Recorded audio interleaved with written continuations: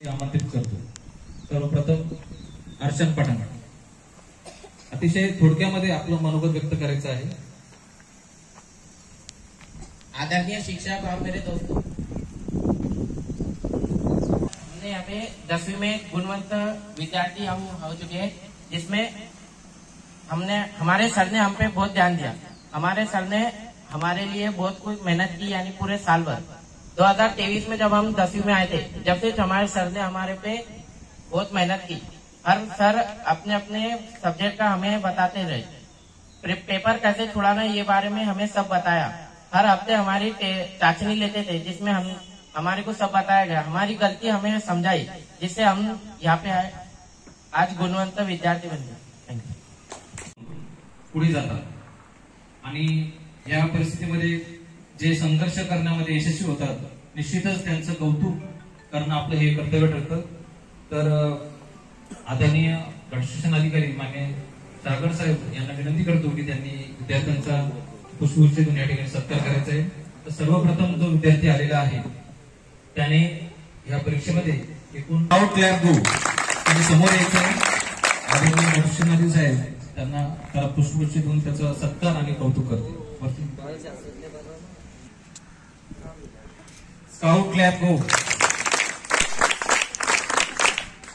आमचे मित्र जोया नासिर खान पठाण हिने सुद्धा 92.40 गुण घेऊन द्वितीय क्रमांक पटकावलेला। जोया समोर यायचे। आदरणीय गट शिक्षणाधिकारी साहेब हिला सुद्धा पुष्पगुच्छ देऊन शुभेच्छा देतील। त्यानंतर तृतीय क्रमांक आलेला आहे। स्काउट क्लॅप गो। स्काउट क्लॅप गो टाळ्या वाजत राहिल्या पाहिजे। यानंतर आरती देवकर, गायत्री बोरमळे तर आणि कौतुक करायचंय। दुर्गेश धनवे 90 पेक्षा जास्त टक्का मजुरी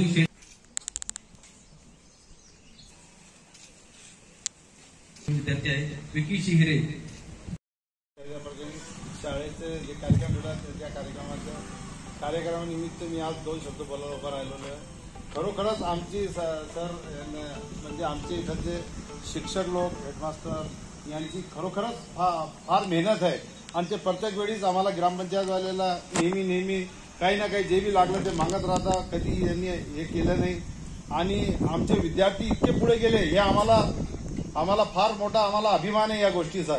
त्याबद्दल मी खरोखर त्यांचा सत्कार आम्ही ठेवावा असं आम्हाला वाटतं। यावेळेस आम्ही खरोखरच ग्रामपंचायततर्फे त्यांचा सत्कार ठेवू आणि विद्यार्थ्याला अशीच मेहनत घ्यावी इतकी अपेक्षा करतो। माझे 2 शब्द। शिवाजी भटकर, आम्ही इयत्ता 6वी पासून या शाळेत शिकत आलो आहोत।